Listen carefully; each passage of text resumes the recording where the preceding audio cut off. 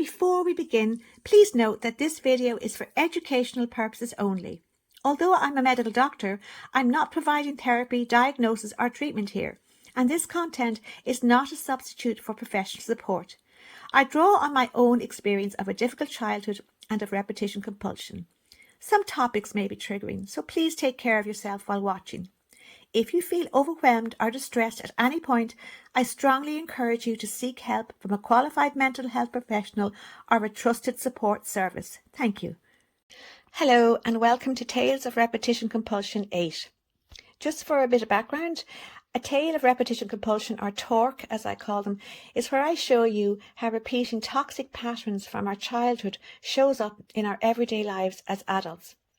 I think it helps to explain the concept of repetition compulsion if I give examples from our everyday lives as to how this force controls us. That is, of course, until we learn to stop it, which is why I hope you're here today. I set up this channel as I want to help anyone under the control of this force to break free. I have 3 dogs called Petal, Blossy and Dotty. I call them 3 wise tales. My dogs are a constant loving support in my life, excuse me, and they will help support you too. The 3 wise tales have a very important role as they will show you how to break free from the control of this hidden, sinister force called repetition compulsion. They'll also show you how to ditch those bad messages that you took from your childhood. My life changed so much for the better when I broke free from the control of repetition compulsion and the bad messages. And I want this to happen for you too. So in today's Tales of Repetition Compulsion number 8, the life category is family roles. The bad message is, you are responsible for me and others. And the character is Jamie. So let's look at Jamie's childhood. Where did this bad message, you are responsible for me and others, where did this begin? Jamie grew up in a family where the adults were emotionally overwhelmed, unavailable or unreliable. As a child, he sensed that distress in the household had to be managed, and somehow that responsibility fell to him. Jamie learned early to stay alert to other people's moods. He became the peacemaker, the helper, the good child, the fixer. He never caused trouble. If someone was upset, Jamie felt it was his job to fix it. If there was conflict, he felt responsible for calming things down. No one ever said to Jamie, this is not your job. Instead, he absorbed a powerful bad message, I am responsible for others' feelings and well-being. Now let's fast forward to Jamie as an adult. He is still carrying the same invisible burden within his family. Jamie automatically steps in when there is tension, distress or disagreement. He anticipates needs before they are even expressed, and he feels anxious when others are unhappy. Jamie struggles to relax because he's always on duty. He feels guilty if he puts his own needs first. Even when family members are capable adults, he feels compelled to rescue, advise or support them, often at his own expense. Inside, Jamie believes that if others are not okay, he has failed as he didn't succeed in fixing them, making them happy or easing their burdens. The sad fact is that Jamie will never be able to succeed in taking care of everyone all the time. There will be times when he is not able to fix a situation, as maybe the situation is just not fixable. And in this case, Jamie carries huge guilt and feelings of being a failure. This is a terrible way for Jamie to have to go through life, always feeling he has to take care of everyone and everything around him. Jamie ends up constantly exhausted and constantly telling himself how he must do better so as to make sure he minds everyone else. This means that Jamie never ever focuses on himself. He never takes time off. He never treats himself to a holiday or even a night at the cinema or a football game. Jamie is constantly on duty for other people's crises, and he is constantly available to sort out these crises. Does Jamie ever get any thanks for all he does? Of course not. It is all expected of him that he be responsible for everyone around him. Why does this bad message, You are responsible for me and others. Why does it repeat itself in Jamie's adult life? Well, Jamie learned this bad message as a child, and he then carried this bad message straight into his adult family life. He continues to play the same role he learned as a child, the caretaker. And this is repetition compulsion. The past is subconsciously repeated in the present. Jamie is not choosing this role deliberately. For him, it feels automatic and familiar. Until the bad message, "You are responsible for me and others," is brought into his awareness, Jamie will keep recreating the same family dynamics that he learned as a child. So now let me hand you over to the three wise tales, Petal, Blossie and Dotty. Since they are a very wise pack, they will now tell you the 3 ways to break free from being under the control of repetition compulsion and under the control of the 6 bad messages.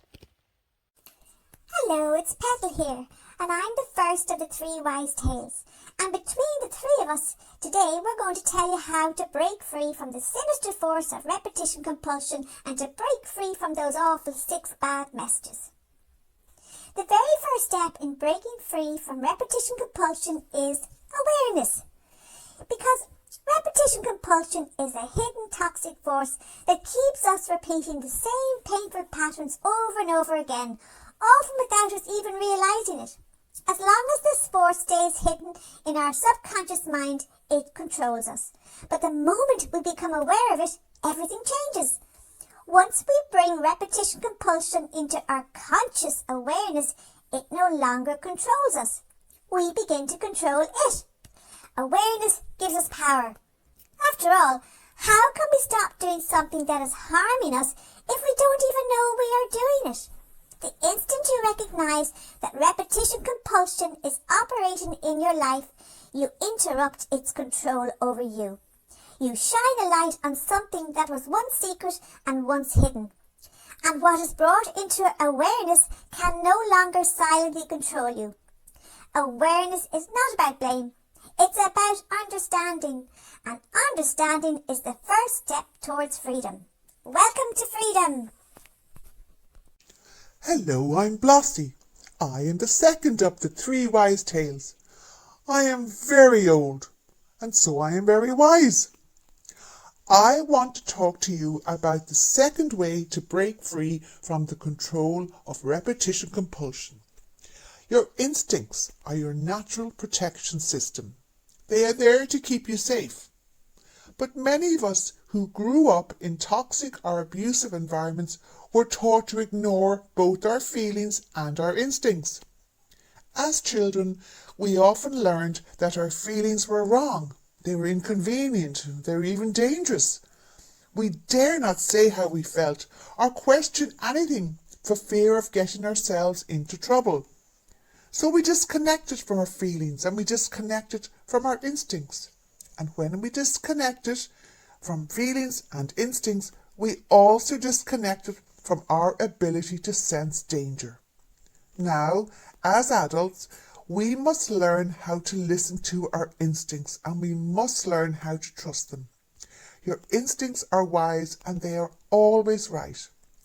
They notice discomfort long before your mind can explain it. When something feels wrong, it usually is. Learning to listen to and learning to trust your instincts allows you to protect yourself from toxic and abusive situations before you become trapped in them all over again. So say a big hello and welcome to your instincts. This is possibly the first time you have allowed yourself to meet them. So let your instincts in. They have been wanting to protect you for as long as you have been on this planet. Now let them do what they are really good at. Let them protect you from toxic and abusive situations. When you listen to and when you trust your instincts, you are safe, as your instincts will always protect you and they are always right. Now I'm going to hand you over to Dotty. She's the third of the 3 wise tales and she's going to tell you the third way to break free from the sinister force called repetition compulsion. Hello, I'm Dottie and I'm the third of the three wise tales.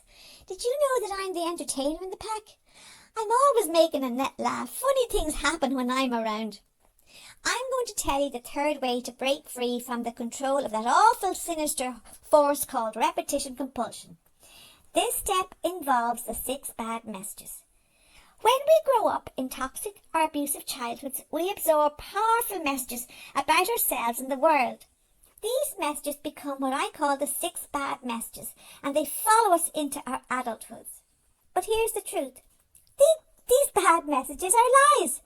They were never the truth about who you are. They were survival beliefs created in unsafe environments. Now, as an adult, you have the power to flip the bad messages into good messages. The good messages are the truth. They reflect your real worth, your right to safety, your right to love, your boundaries, your right to respect. Every time you challenge a bad message and replace it with a good message, you weaken the hold of repetition compulsion and you strengthen your connection to your true self. You are not broken. You are not alone. You are here with us and you are learning. And let me finish this video with an important good message for you. I want to tell you that the 3 wise tales really, woof you.